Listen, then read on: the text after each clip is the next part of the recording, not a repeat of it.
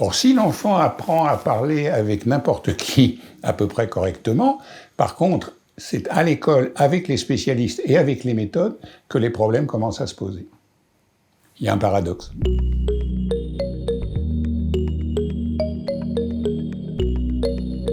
Bonjour, je suis Alain Royer, donc je suis le cofondateur des éditions Tom Pouce. Dans une vie antérieure, j'ai été 15 ans linguiste et depuis, je m'intéresse d'une autre façon aux troubles du langage. Apprendre à lire, si vous voulez, c'est souvent un paradoxe. Pourquoi ? Parce que d'abord, sur le plan historique, l'homme parle depuis 200 000 années, l'Homo sapiens. Il écrit il lit depuis 3500 ans. Et il n'y a que 140 ans qu'en France, tout le monde est censé apprendre à lire. Donc vous voyez, au niveau de l'évolution de l'humanité, c'est important, surtout qu'on a toujours le même cerveau d'Homo sapiens qui, lui, n'a quasiment pas évolué. Bon. Donc avec cet outil-là, il faut voir que on apprend à quelque chose qui est le langage écrit et qui n'est pas le langage oral. Le langage oral, ça s'apprend spontanément. N'importe quel enfant, dans n'importe quelle famille, si elle n'est pas trop déshéritée, je veux dire, apprend à parler sans méthode, sans pédagogie, sans spécialiste, etc. Par contre, pour apprendre à lire et à écrire, il suit un cursus, il a affaire à une institution, il a affaire à des méthodes, il a affaire à des spécialistes.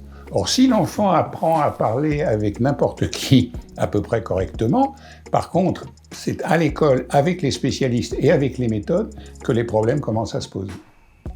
Il y a un paradoxe. Toujours trop tard.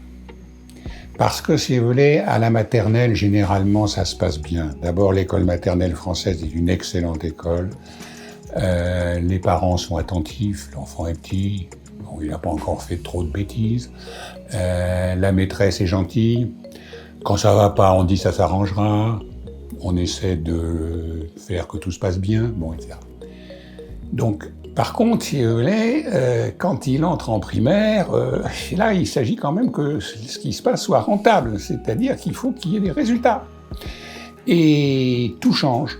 Donc, si vous voulez, l'enfant est en proie à un stress normal, qui est un stress d'apprentissage, et là se manifeste le trouble qu'on aurait pu détecter avant, si on avait, si vous voulez, eu les moyens de le faire, les moyens qui sont les moyens théoriques, je dirais, et puis les moyens pratiques, le type d'exercice, etc., qui permet de voir qu'il y a peut-être tel ou tel type de problème.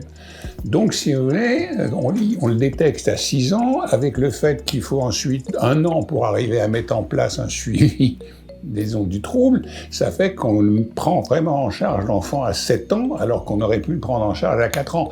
Donc on a 3 ans de retard, et quand on sait que, si vous voulez, que le retard, ça se rattrape jamais, c'est un peu problématique. Je tiens quand même à préciser qu'il s'agit bien des élèves en difficulté, parce qu'un élève qui n'a pas de difficulté, qui est dans un milieu pas trop défavorisé, et s'il a un bon instinct, ça se passe tout seul. Bon. Pour les élèves en difficulté, ce que je préconise en tant que linguiste, je ne peux pas faire autrement que de préconiser la méthode syllabique. Parce que la difficulté pour ces enfants, c'est de faire le lien entre le son et, je dirais, le phonème, par exemple le phonème « pe », et la graphie. D'autant plus que pour « pe », il y a une graphie. Mais pour chanter, le « est » de chanter, il y a plusieurs graphies.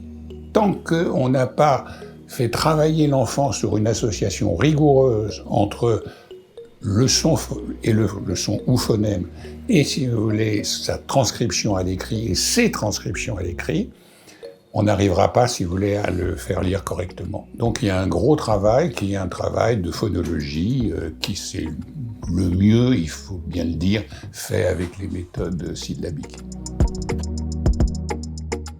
Il y a, si vous voulez, la méthode de lecture avec laquelle on a lancé la maison d'édition, qui a donc plus de 10 ans, qui s'est bien vendue et qui se vend toujours, qui est la méthode de l'âge de lire de Paul-Michel Castellani, donc qui se décompose en un ouvrage pour apprendre à déchiffrer, un ouvrage pour la lecture fluente, et puis des cahiers d'exercices pour l'apprentissage parallèle de l'écriture, puisqu'on apprend les deux ensemble. On a un ouvrage dans la collection Santidée qui est pour que tous les enfants sachent lire, pour, si vous voulez, traiter du problème, des difficultés selon le trouble, le milieu social, etc. Et puis on a une série de petits livrets de contes et de cahiers d'exercices pour travailler sur la lecture fluente, c'est-à-dire la lecture inconsciente en quelque sorte, où l'enfant ne s'intéresse qu'au sens et où on l'aide à ce moment-là à comprendre le contexte culturel du texte. Parce que les textes sont souvent anciens et font référence à des concepts, à des modes de vie, à même à un vocabulaire qui n'est plus aujourd'hui usité. Les fables de La Fontaine sont parfois illisibles. À propos de cette détection qui est toujours trop tardive du trouble des apprentissages de la lecture, nous avons publié un livre « 100 idées pour mieux discerner difficultés et besoins spécifiques dès la maternelle » de Florence Cabellan qui traite de ce problème.